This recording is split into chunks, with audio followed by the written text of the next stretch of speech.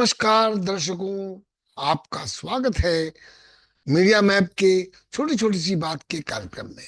हम अक्सर या अमूमन छोटी छोटी सी बातें जो होती हैं, जो जिस पर आप रोज देखते तो हैं, पर उस पर सोचते नहीं हैं, ध्यान शायद नहीं देते, क्योंकि ऐसी रूटीन बातें होती हैं जो आपको लगता है इसमें क्या।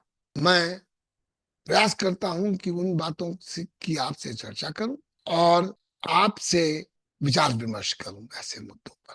देखिए, इससे पहले कि मैं आपको अवगत कराऊं कि किस विषय को हम आज लेने जा रहे हैं, मैं आपसे इतना ही कहूंगा कि हमारे हाथों को मजबूत करें, क्योंकि ये एक वॉलंटरी एफर्ट है। हम कुछ दोस्त, पुराने दोस्त, जिन्होंने पत्रकारिता की है, और अधिकतर हम में से प्रिंट मीडिया में हम लोगों ने काम किया, अखबारों में, समाचार पत्रिकाओं में। और हमारे जमाने में ऑडियो विजुअल का बोलबाला नहीं था। हम लोगों ने एक वेबसाइट लॉन्च की मिलकर कि भाई, गंभीर विषयों पर जानकारी लोगों तक पहुंचनी चाहिए।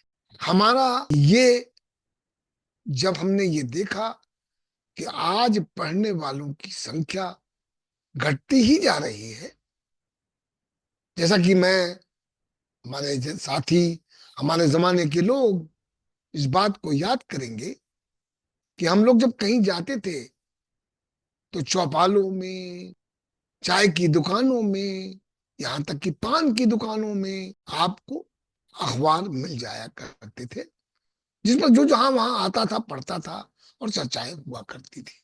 आज वो सब बंद हो चुका है। मुझे कहीं शायद कोई अखबार पढ़ते दिखाई देता हो। हाँ, ये मैं आपसे जरूर कहूंगा, बताना चाहूंगा कि अधिकतर हमारे नौजवान, जिसमें कि बेरोजगार भी शामिल है, इसमें वो भी जो कि आपके ऐसे सेक्टर्स में काम करते हैं जैसे कि परिवहन में, taxi drivers, scooter drivers, three wheeler drivers, ये सारे लोग, आपको जब उनको फुर्सत होती है तो यूट्यूब प्रोग्राम देखा करते हैं। तो हम लोग मित्रों ने सोचा कि भाई, हमको भी इसमें उतरना चाहिए, और ये सोचकर हम लोगों ने अपना यूट्यूब चैनल मीडिया मैप शुरू किया।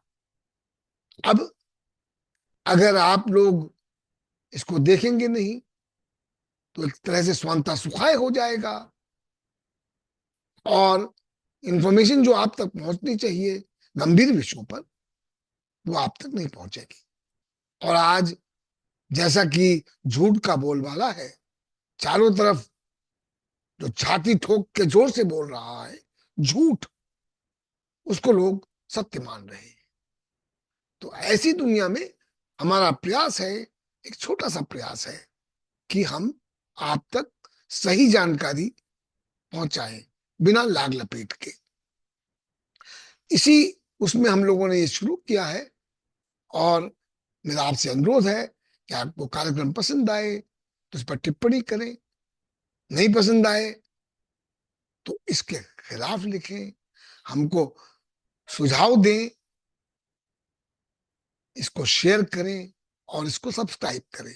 हमारे हाथ तभी मजबूत होंगे। चलिए, आज हम जिस विषय को उठाने जा रहे हैं, मेरे विचार में एक महत्वपूर्ण मुद्दा है, और वो क्या है?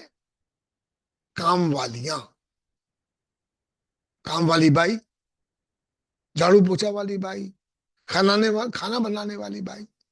अब देखिए, आप जैसा देख रहे हैं, जैसे जैसे हमारे यहाँ आर्थिक समृद्धि आना शुरू हुई, विशेषकर 90 के दशक के बाद, जब नई नई टाउनशिप्स बनने लगी और लोगों को आवश्यकताएं बढ़ने लगी, लोगों की इनकम बढ़ने लगी, तो घर में जो काम खुद महिलाएं किया करती थी, शायद पुरुष तो करते नहीं होंगे, या शायद कोई बिरले होंगे जो मदद करते होंगे, उन्होंने जब नौकरियां शुरू कर दी, महिलाओं ने बाहर जाना, तो उनको ये दिक्कत आने लगी कि घर के काम भी निपटाएं, कितना समय है, समय तो 24 घंटे का ही होता है। तो इस प्रकार से धीरे धीरे काम वालियों की, हाउसमेट्स की, इसको अंग्रेजी में कहते हैं, काम वाली बाई जिसको मुंबई में कहते हैं, जिसको कुक कहते हैं, इन सब की मांग बढ़ने लगी। और अगल बगल क्षेत्रों से, क्योंकि जो भी नई टाउनशिप डेवलप हुई वो गांव के लैंड एक्वायर करके डेवलप हुई, तो वहां की जो रहने वाली हैं, जो परिवार हैं, उनमें से जो महिला सदस्य हैं वो भी काम के लिए निकल पड़ी। और अमूमन या तो बाहर से आते हैं, जैसे कि मैं जहां नोएडा में रह रहा हूं, वहां आपको झारखंड से लोग मिलेंगे, बिहार से लोग मिलेंगे, पूर्वी उत्तर प्रदेश से लोग मिलेंगे, बंगाल से लोग मिलेंगे। और यहाँ के जो गांव हैं उनमें रहने वाले यहाँ आकर काम ढूंढते हैं, काम मिलता है और काम करते हैं। ये तो मैंने आपको वो चर्चा की कि धीरे धीरे आज की जिंदगी के ये अभिन्न हिस्सा बनते जा रहे हैं। जैसे जैसे आर्थिक प्रगति और होगी, एक तरफ तो प्रयास ये है कि ऑटोमेटाइजेशन होता जाए, कि आपने घर में वॉशिंग मशीन रख ली, आपने डिशवॉशर रख लिया, आपने वो रोबोट रख लिया जो घर की सफाई करता है। पर इसके बावजूद बहुत सारे काम हैं जिसमें कि पर्सनल टच की आवश्यकता पड़ती है। बच्चों को पालने में, बच्चों घर की देखभाल करने में, वो सारे काम कभी भी ऑटोमेटिक नहीं हो पाएंगे। अब आप अक्सर देखते हैं कि जब आप इनसे बात करते हैं तो वो अपना एक वेज बताते हैं, एक वेज सेटल हो जाता है डिमांड एंड सप्लाई पर। कोई निर्धारित उसके लिए नियम कानून नहीं बने हुए। इन महिलाओं को, इन लड़कियों को, यंग बच्चियों को और भी कई समस्याओं का सामना करना पड़ता है, जैसे कि सेक्सुअल एक्सप्लॉयटेशन भी की समस्याएं इनको आती है। कितने घंटे काम करें ये तय नहीं है। अब ये सारी बातों को देखिए, इनकी भी तो एक अपनी डिग्निटी है ना। अगर ये गरीब हैं, या जिसको हमारे यहाँ जो एक जाति की संरचना बनी हुई है, छोटी जातियों के हैं, तो इसका मतलब ये नहीं है कि इनका अपना कोई वजूद नहीं है। ये भी इज्जत के उतने ही हकदार हैं जैसे हम और आप। समाज में ये आप देखते हैं कि किस तरह से एक हायरार्की बनी हुई है।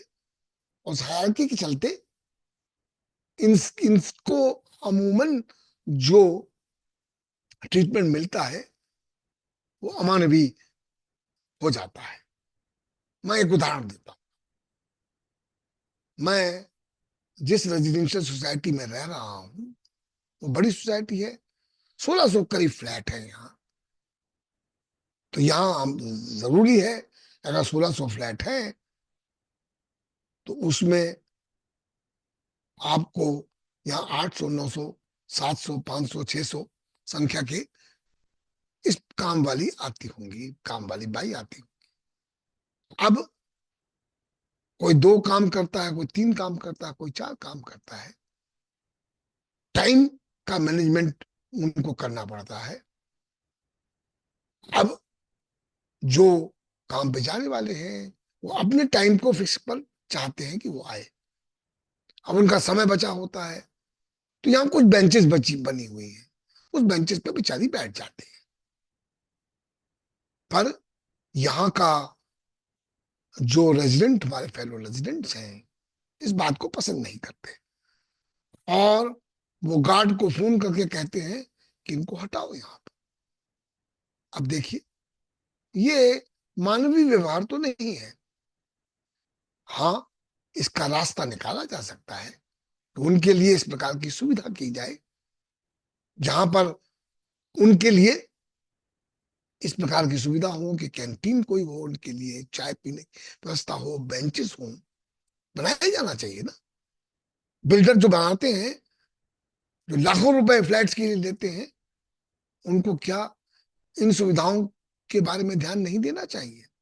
सरकार जो इनके वोट पर चुनी जाती है, उनको क्या कोई इस प्रकार का कानून नहीं बनाया जाना चाहिए? ये ऐसे प्रश्न है जो ज्वलंत हैं, जो समाज में एक संघर्ष पैदा करते हैं, जो दिन प्रतिदिन जिस प्रकार के तनाव पैदा करते हैं, उनको सुलझाने के लिए कोई फ्रेमवर्क तो होना चाहिए। देखिए, पुलिस को इसमें मदद करनी होगी, लोकल पुलिस को। हालांकि लोकल पुलिस, जैसा आप जानते हैं, कि उनका व्यवहार अमूमन बहुत ठीक नहीं होता है, उनकी भी ट्रेनिंग की जरूरत है। चलिए, वो एक दूसरा मुद्दा है जिस पर हम कभी और चर्चा करेंगे। आज जिस विषय की हम बात कर रहे हैं वो महत्वपूर्ण विषय है। जैसे जैसे जैसे कि हमारे प्रधानमंत्री जी कहते हैं, वर्ल्ड थर्ड लार्जेस्ट इकोनॉमी हम होने जा रहे हैं। आज हम 5वीं संख्या पे हैं। कितना होंगे, कब होंगे, मैं नहीं जानता। जिस प्रकार की आर्थिक चुनौतियां आज हमारे सामने आ रही हैं, उसको देखते आसान नहीं हो रहा है। जिस प्रकार से समाज में जो वैमनस्यता बढ़ रही है, और बिना सामाजिक सौहार्द के आर्थिक प्रगति नहीं हुआ करती है। चलिए, वो एक अलग मुद्दा है। पर यह बात पक्की है कि ये जो अनऑर्गेनाइज सेक्टर में एक सेगमेंट है, उसके बारे में ध्यान देने की आवश्यकता है। मैं ये सुन रहा हूं कि कुछ जो इस प्रकार के प्राइवेट सेक्टर में जिस प्रकार से सिक्योरिटी एजेंसीज होती हैं, उसी प्रकार से अर्बन नीड्स के लिए कुछ एजेंसीज इस बात का प्रयास कर रही हैं कि वो इन लोगों को एक हफ्ते की, 5 दिन की ट्रेनिंग दें, और फिर वेजेस तय किए जाएं कितना मिलना है, और वो इनके बिहाफ पे निगोशिएट करें।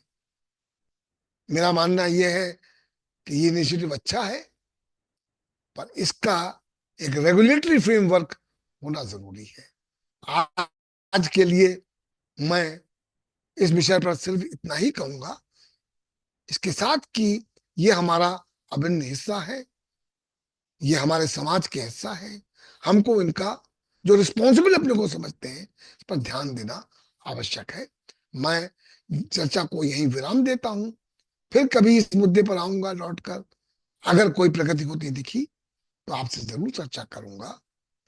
आपको ये कार्यक्रम अगर पसंद आए तो इसको लाइक करें, इस पर टिप्पणी दें, सुझाव दें, और हमारे चैनल को सब्सक्राइब करें। धन्यवाद। आज के लिए इतना ही।